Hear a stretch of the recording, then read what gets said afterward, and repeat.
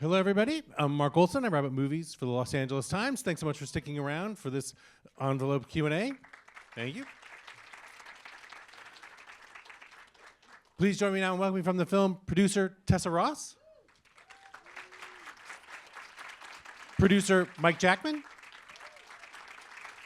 screenwriter and Golden Globe winner Peter Straughan, and composer Volker Bertelmann.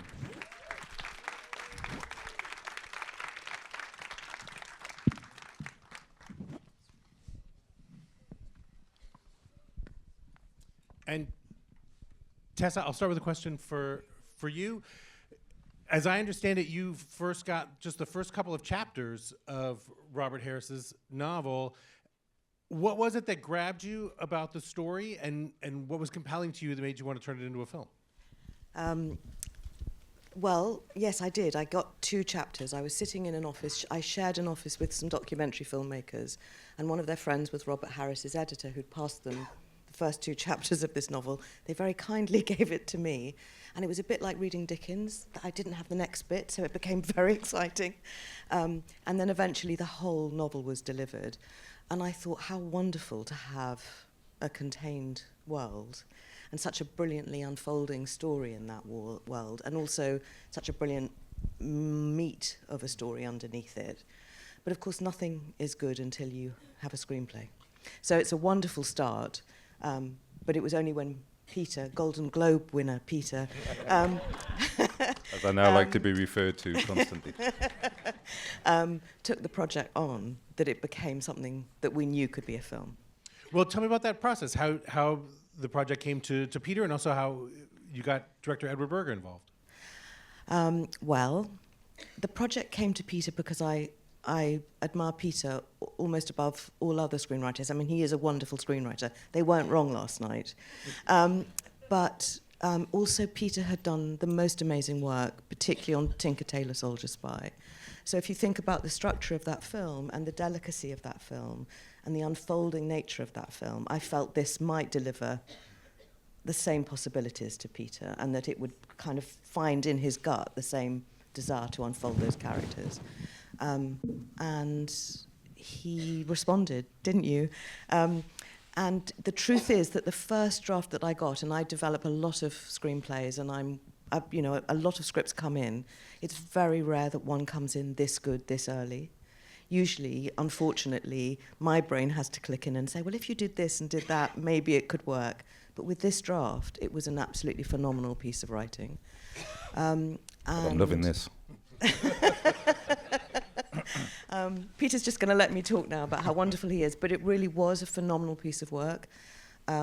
So it was about finding the right collaborator for Peter, actually. And I had seen an amazing adaptation of a series of novels, which on television was called Patrick Melrose.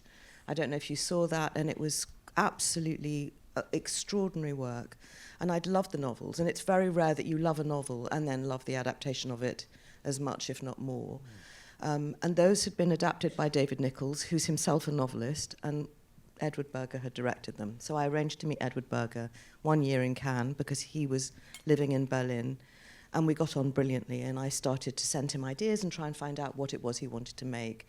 And eventually I said, I think I might have the project you want, and I sent him this. And Peter, can you talk a little bit about what appealed to you about the story? It plays out with just this really sleek energy of like a political thriller, and was that something that was there in the book? Yeah, very much so. Have people read the book? Yes. Oh, okay. I was going to pretend it was all my work. Well, then you'll know it's a very faithful adaptation, of the book. So I read it in about a day, and I decided very quickly I wanted to do it. There was one moment in particular, and it was the sermon that Rafe gives, Give Me a Pope That Doubts.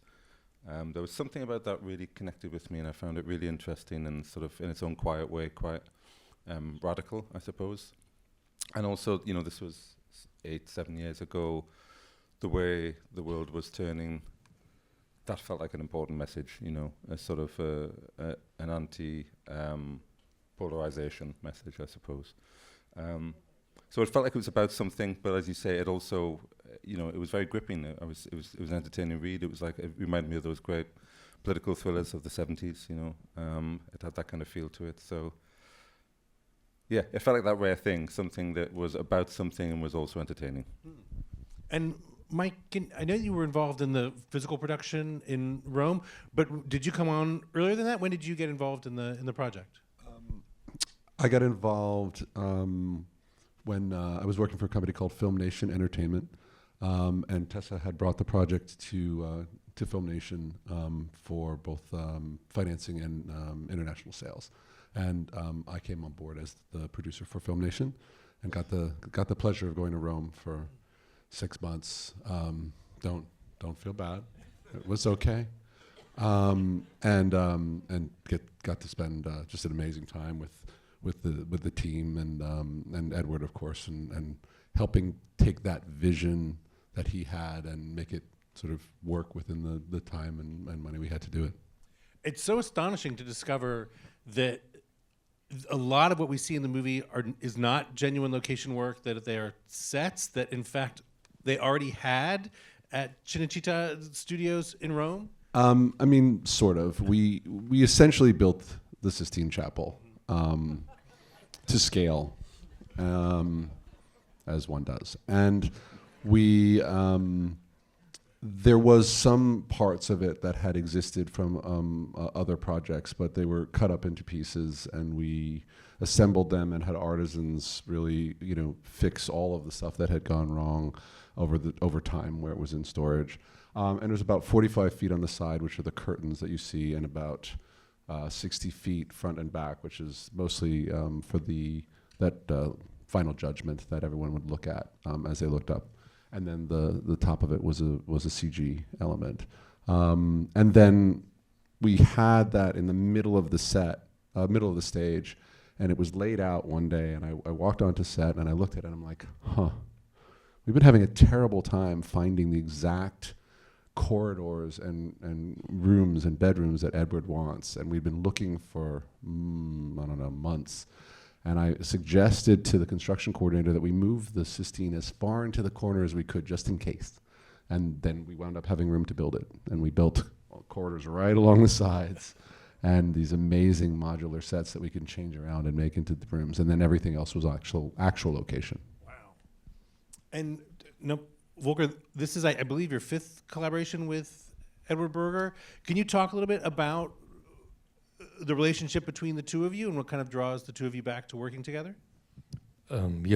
Patrick Melrose was the first one, and I think what the two of us somehow like in the process is that we explore with music. It's not always so easy, because a lot of times you work with directors that maybe they are a little bit insecure with music, because they describe something, but they don't know if they use the right words, or they say sometimes, can you take the flute out, but it's a trumpet, or things like that, just because there's no knowledge of the instrument.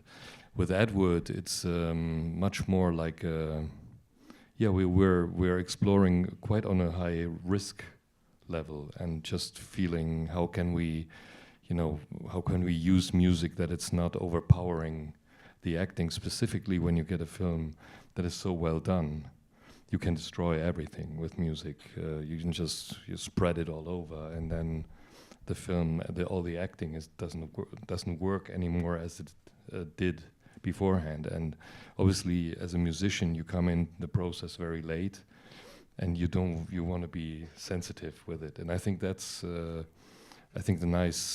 nice work with Edward. Also, with each project, it changes, and he always says, "This time we want to do something completely new." And then, then I go home and think, "What is that? What is new?" And now, Peter,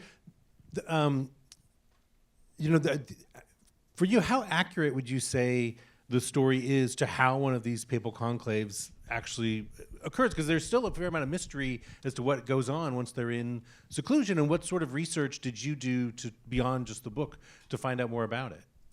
I mean, we went to the Vatican, and we went to Rome, and we went to the Vatican. We were given a sort of private tour, which was really interesting. We had a religious advisor during the writing process, and then we had a religious advisor on set. But Robert Harris, who wrote the novel, had done a lot of research, and I think one of his main resources had been the diary of a cardinal who had been at a conclave, the private diary of a cardinal. So I think that the kind of all the rituals and things are exact. That's exactly how a conclave takes place. In terms of the political machinations, I think it's dialed up slightly, but they do end up in political camps, and there are cliques. So the essence of it's true, I think. And Tessa, what was it like for you going from that tour of the Vatican to then stepping on set of your own version of the Vatican and the Sistine Chapel? Well, absolutely wonderful. It's true that all the pain disappears when you see things actually happening. The real pleasure, apart from obviously it's wonderful, you walk onto a set. We had the most fantastic Italian crew working with us as well. So we did have just amazing craftspeople and team players. I mean, really wonderful collaborators across the board. But what's so lovely is the thing that an idea, this is probably very simplistic, but that an idea that you've had on your own in a room becomes so many people working together. And I find that very, very exciting. That however long it takes, that suddenly what you have is a community of people all aiming for the same thing. And that is a wonderful thing. And Mike, do you feel the same way? What is it like for you? Like when you finally saw those sets come together, you what was it like? It's incredible. It's incredibly exciting. I'll just talk louder. Oh, thank you. It's incredibly exciting to have exactly what Tessa said, this amazing crew. I mean, the Italian crew was, so many wonderful artists. I spoke to one of them one day as we were building the Sistina, and he's painting part of the Final Judgment. I'm like, how do you feel? And he just smiled. I went back to painting. But it's, from that moment, things are sketched out on the floor, and then you walk out and you walk in, the next day, and now there's walls, and you walk out the next day, and now it's starting to be painted, and it's just beautiful. And part of some of the magic is, you go, why do you have to make that to scale? But we had people in it, and we had to sort of be in it, and you wanted our actors to feel the weight of the space, because it's not that wide, but it's super tall, and we're on a big stage. And we wanted that Final Judgment up there so they could look, because that's what the Cardinals do. And so it's really exciting to have, it's part of the magic of making movies. You say you have an idea. I just want to add one thing, because he's not here, so it's easy to talk about him. But Edward was so amazing on this film, and he somehow set the tone every day. He was incredibly well prepared, but also incredibly flexible. So he had that thing of being somebody who'd worked so hard to make decisions about where the camera would be and what the show-stopping moment would look like. But then if things changed, he would change with it. And somehow his unbelievable craft and his kindness together delivered this team. So it's just very nice to be able. I would be horrible if he were here, but because he's not, we can be lovely about him. But he really was an extraordinary leader, and it's like leading an army when you're directing, as you know. So he was that kind, clear, brilliant leader. And Peter, the performances in the film are just so terrific. In some ways, it's one of those things where the script, I think, just feels like a race car, and the actors are all like drivers who really know what to do with it. Did you know who was going to be cast in the film as you were writing, or were you able to tailor at all the script to the performers once they were cast? Only in sort of minimal ways. Obviously, in the book, Rafe's character is Italian Lomelli. I think we always sort of thought that was probably going to be problematic, because it would mean there were too many Italian characters, and were we going to have them speak Italian? Would we going to let half the film be subtitled? And obviously there'd be certain implications of that. But then when we knew it was going to be Rafe, we sort of tailored it a little bit. But no, I don't think there were major changes made really due to casting. No. Because Tessa, can you talk a little bit about the casting process? Casting Rafe, also particularly Isabel Rossellini, who does so much without very much screen time and even fewer lines. like what was it like putting this cast together?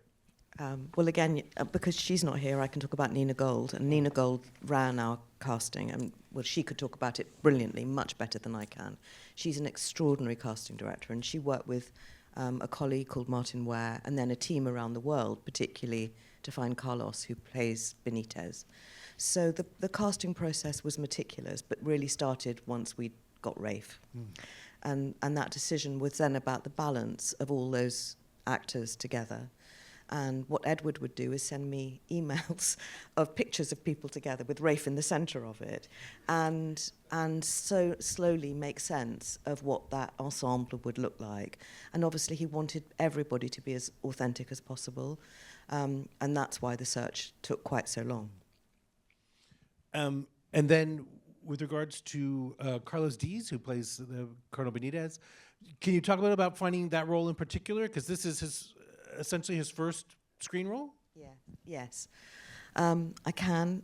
I mean, Nina put out a call literally around the world because there were, to find somebody who would be a surprising arrival into the film. So to have somebody who'd been known would have felt like we were waiting for them to appear as an important character. So that was the first thing. The second thing was the unbelievable purity of that spirit. How would we find somebody who felt true to what that character represented? The kind of, in a way, what I've always imagined is the dead Pope knew something, both physically about this man, but most importantly, spiritually about this man, that he really felt close to God. And that is what we needed, the spirit of Carlos to represent, or the spirit of who played Benitez. And so the search was literally around the world. And eventually Carlos came and auditioned, and he auditioned in person in Rome, and he was nervous. We all spent a lot of time with him. Mike and I were there, Nina was there, and Edward spent a day and then a second day with him working through in order to believe that it wasn't just a very good audition on tape, but that it really was possible that this man who hadn't been on camera could deliver that purity. And Mike, what is that like when you sort of finally, after a long search, realize like, oh, we finally found our guy? It was like no, you keep that one. It wasn't sort of a magical moment. It was sort of dawning on us because the character's so subtle, and we often found, I think, that talking to Carlos as a person, you got this sort of sense of calm and just, serenity and kind of kindness. And so, we had the audition, and it was, we were all still talking about it, and Carlos went back to Vancouver, but, there was something about him. It was hard to get out of your head and your heart, and it just sort of, it was more of it sort of creeped in and took hold more than just was like a sudden, bomb dropping on us. And Volker, your work is often known for using unconventional instruments. And how is it that you kind of come to, in a sense, cast the sound of the movie? Like, how do you decide what the instruments are that you want for a specific score? Well, in this case, it was quite a traditional thought in the beginning, because when I heard that this film is playing in the Vatican, I obviously thought about choir and organ. That was my first thought, and then the second thought was I never will use choir and organ at all, because that that would be so obvious. So I was researching to find an instrument that is in a way replacing the organ or the choir, which has to be ethereal, and at the same time I wanted to have something like a synthesizer, or that is quite modern. Then I researched a little bit. I found some glass harp instruments that I liked, but they were too classy. And then in the glass instrument family, there's one instrument called the crystal bachet, and it's an instrument that exists out of 4 octaves of glass rods, and you play it with water. So you put your hands in the water. You make them wet, and then you rub the glass rods, and they are tuned, and they are connected with metal cylinders. So the cylinders start to resonate like a synthesizer, and it's very ethereal and it's very modern. A lot of times when you see Ralph being in doubt and thinking about the idealistic religious state of mind, you hear that instrument with the main theme. And I wanted to find, in a way, with the music level of that idealistic religious state of mind where you can see them struggling with all the time, and that was my first idea. I sent that to Edward, and a lot of times that's the moment when he says no. I would go home broken and just think, oh, I don't know if I find another instrument that might do the same thing. But in this case, he said, I really like it, and I don't know where to place it, but I really love it. And then from there it started. And Peter, audiences have really responded to this, I don't quite know how to put it, almost like camp diva energy that the Cardinals all have. And that's what I think, there's become a lot of memes. There's just like, people really enjoyed that aspect of the film. How much of that to you was like in the script, or are you surprised that audiences have responded to sort of like the humor of the story in the way that they have? Yeah, I the first time I saw it with an audience and we got a lot of laughs, I was quite surprised.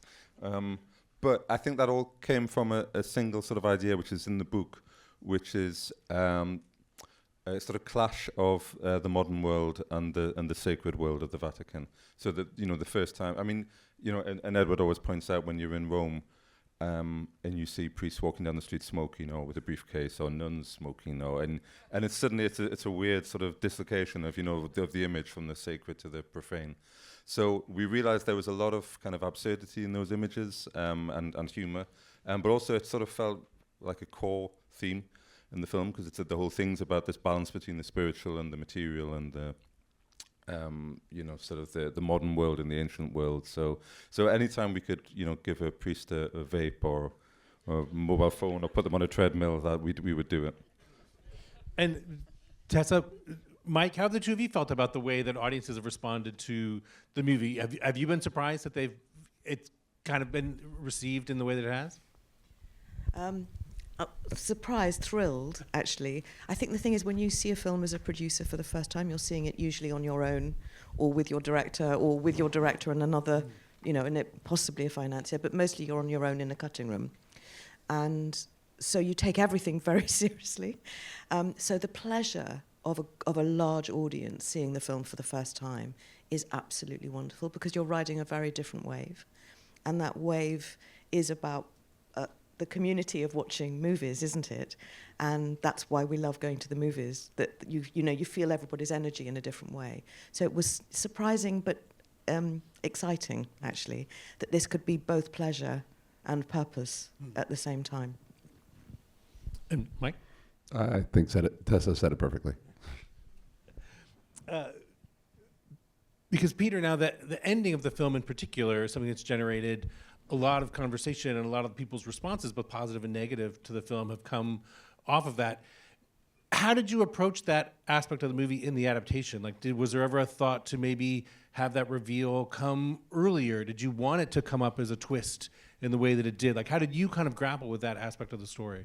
You're absolutely right. It's probably the area that I sort of chewed at the most and worried over the most. And there was a draft where we tried pulling the reveal earlier. I was always slightly worried about it coming as a sort of last minute. The sense of it being a twist. I didn't want it to be a twist. It's too important just to be described as a twist. And I didn't love it coming so late. So we did try Rafe's character finding out the truth about Benitez before the final vote, and I sort of thought that might work, and it really didn't. In fact, it just killed the energy of the film. And you needed it to be, because it was one of the things I found very, very attractive about the book, because it's such a conservative world we're in, and Rafe's character is such a conservative character, and it's kind of like, in a way, as if God's tricked him into doing this quite radical thing, when I kind of like the kind of the sly, sort of rebellion of that. So I think it sort of needed to come quite late, and then it was about working out things which weren't from the book, scenes to give Rafe time to, or Lawrence time to come to terms with what he's found out, and make his peace with it, make his peace with this new future that he's helped to create. So we tried various things there as well. And Tessa, what was that part of the process like for you when you know that there's an aspect of the story that maybe could shift around? Like how involved do you get with Peter or with Edward in figuring that out? Very involved. And we had lots of really quite, exciting, intense Zooms, actually. You know, there was Edward in Berlin and Peter in his home in Brighton and me in London, and we were working through how to structure that ending. And as Peter said, we did read a draft which left us thinking, well, if Lawrence knew, he wouldn't have necessarily voted for it. But having done it, he had to believe it was the right thing. The other thing that Peter did, which was wonderful, was be on set with Edward a lot of the time.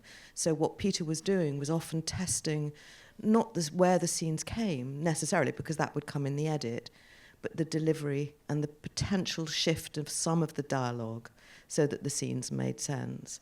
And probably the pacing of those scenes with Edward. So they spent a lot of time together on set once takes had been done, hadn't you?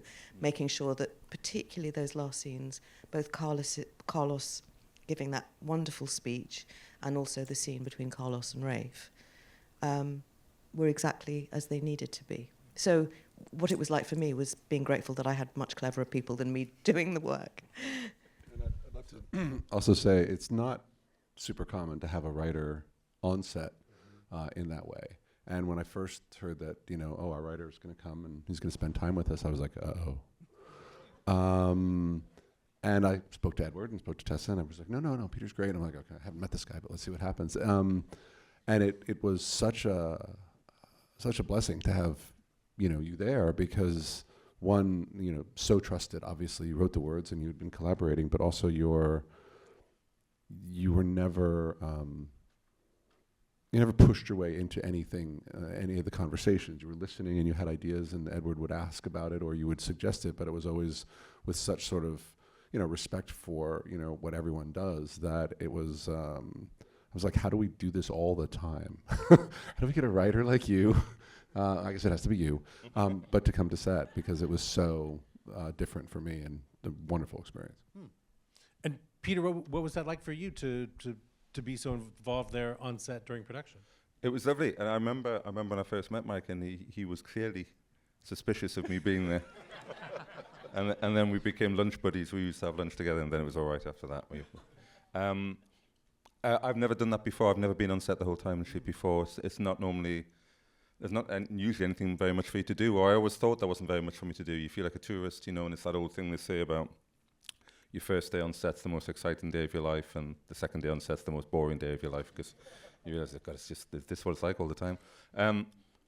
But Edward and Mike made me very welcome. I think Edward liked me being there, and you made you realize that you could sort of just very fine-tune scenes, just in small ways. There was never anything radical, but we did do some nips and tucks on dialogue and other little rewrites and moves and things. So it felt useful in a small way.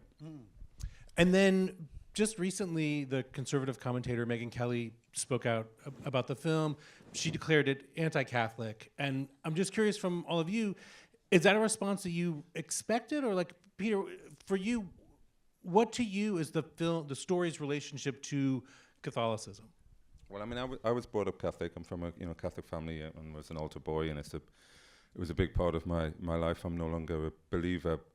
But I always felt that was quite a useful position to have in relation to the adaptation, because I was sort of 1 foot within the world and 1 foot outside it. To me, it feels like a very traditional, in a way, Catholic story, because the Catholic Church, within its DNA, is this hybrid of the spiritual and the material. Once the Roman Empire became Christian, that sort of dichotomy was set. How much are we about the material world? How much are we about power? How much are we about the spiritual? And that tension is always there within the Catholic Church, And I think this narrative is about that essentially. To what extent does the wielding of power sort of pull you away from the spiritual purpose you're supposed to have in the first place? So to me, it's a very traditional Catholic tale that we're telling. And Tessa, was that ever a response that you were concerned about, or touching on religion, Catholicism in any way can be tricky business? And were you ever concerned about having that sort of a response to the movie? I think if you worried about what everybody would think, you probably wouldn't make anything. But actually, the reason to make the film was not about making a film commenting on the Catholic Church, which I think is perhaps what your question refers to. The film is about a group of men, a traditional organisation, a very patriarchal establishment, and what power does to the people, to those men within it, and what change might or might not deliver. So for me, looking sort of outside of it, the brilliance of that story is that it's about lots of institutions. It's about lots of places which have been run in a certain way and don't want to change. And it isn't really saying, this one's wrong. It's saying, what would change mean for any of us? So I find it very exciting. I don't find it critical of anybody's beliefs or particular religion. I find it questioning of all of our fears of change and possibly encouraging us to think differently about that. And Peter, just the last thing I want to ask simply has to do with the imagery of the turtle that the film sort of closes with. Why to you is that something that was important to include? I had this idea, or we had this idea, we talked about it. I mean, this is quite an interesting little thing. When you write a little bit like being an actor, you know, you dissolve yourself to some extent into the characters. And I had this weird experience as someone who's no longer a believer. I'm sorry, I have to kick my water over. Someone who's no longer a believer, but when I was writing Lawrence's character, sort of feeling myself as a believer again, and it was like that optical illusion where, you know, if you look at it one way, it's a duck, and if you look at it another way, it's a rabbit. And I thought it would be nice to have in the script a world that on one way you can see is an entirely secular story about politics, but in another way you can see it as having the spiritual world sort of threaded through it. So we were looking for ways in which little things could happen, which were maybe just ordinary natural accidents, but that through Lawrence's eyes, he's always thinking, is this a message? Is this a sign some way? So originally the film started in a different way. We had a little moment at the beginning that was one of those. And then Edward found out that there was a pond in the Vatican where the Pope had been given some turtles. And turtles in certain cultures have certain symbolic importance, you know, as sort of messengers from the other side. And we just thought that was a nice idea. And, you know, because it's quite, they did apparently escape often from this pool in the Vatican and wander through the Vatican. But we thought that was a nice image, that this slightly otherworldly creature comes as a sign to him that it's all going to be okay. And I think that's a wonderful sign for us to wrap this up on. Thank you all for joining us. Please join me in thanking our guests from Conclave. Thank you.